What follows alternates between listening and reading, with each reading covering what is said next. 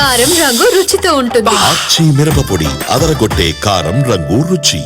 చిన్న చితక పనులు చేసుకుంటూ పొట్టపోసుకునే బడుగు జీవులు అలాంటి వారికి 2 ఏళ్ల క్రితం డబుల్ బెడ్రూమ్ ఇళ్లు మంజూరయ్యాయి. కష్టాలు తీరిపోయాయి అనుకున్నారు. కానీ ఇప్పటికీ చేతికి మాత్రం తాళాలు అందలేదు.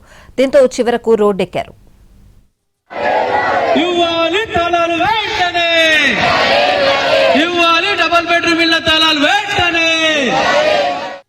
సంగారెడ్డి జిల్లా జహీరాబాద్ నియోజకవర్గంలో 2 ఏళ్ల క్రితం డబుల్ బెడ్రూమ్ ఇళ్ల కోసం లాటరీ ద్వారా లబ్ధిదారుల్ని ఎంపిక చేశారు.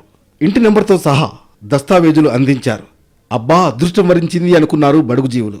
కానీ రకరకాల కారణాలతో ఇప్పటికీ గృహప్రవేశం జరగలేదు. ఇంటి పట్టా వచ్చి 2 ఏళ్లవుతున్నా కనీసం వాటి మొహం కూడా చూడలేదు.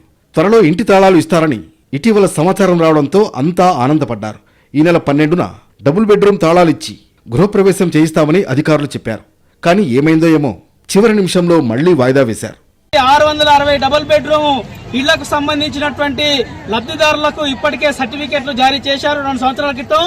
ఈ సర్టిఫికెట్లు వచ్చిన వాళ్ళందరికీ కూడా ఈ రోజు తాళాలు అప్పగిస్తాము అని చెప్పేసి ఎంఆర్ఓ గారు, తహసీల్దార్ గారు ప్రకటించి ఉన్నారు. ఈ రోజు డబుల్ బెడ్రూమ్ ఇళ్ల తాళాలు ఇస్తారని చెప్పేసి లబ్ధిదారులు పెద్ద ఎత్తున ఆశతోటి ఈ రోజు అందరూ కూడా తమ సర్టిఫికెట్లను చేతిలో పట్టుకుని వచ్చారు. కానీ రాత్రి 7:30కు 7 నుంచి 7:30 మధ్యలో అధికారులు ఈ రోజు వాయిదా పడ్డది అని చెప్పేసి ప్రకటన చేయడం అనేటటువంటిది అత్యంత దుర్మార్గమైన విషయం. ఇళ్ల కోసం 2 ఏళ్లుగా అధికారుల చుట్టూ ప్రదక్షిణాలు చేస్తూ వారు చెప్పినట్లు వింటూ వస్తున్నామనే అలసుతో తమ పట్ల ఇంత నిర్లక్ష్యంగా వ్యవహరిస్తున్నారని మండిపడుతున్నారు. ధర్నాలు, కార్యాలయాల ముట్టడి, రాస్తారోకోలు చేస్తూనే ఉన్నారు. మా పిల్లల చదువులకు అప్పుతలేదు.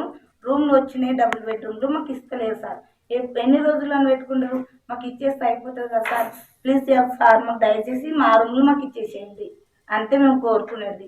మా రూమ్లు మాకు ఇచ్చేసి మేము సేఫ్టీగా ఉంటేసేస్తాం.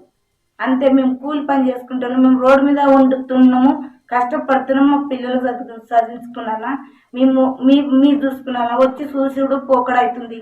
ఇళ్ల పంపిణీ మరోసారి వాయిదా పడడంతో భారీ ధర్నా నిర్వహించారు లబ్ధిదారులు. ఆర్థిక ఇబ్బందులతో సతమతమవుతున్న తమకు వెంటనే డబుల్ బెడ్రూమ్ ఇళ్లు అప్పగించాలని, లేదంటే ఆందోళన ఉధృతం చేస్తామని హెచ్చరిస్తున్నారు.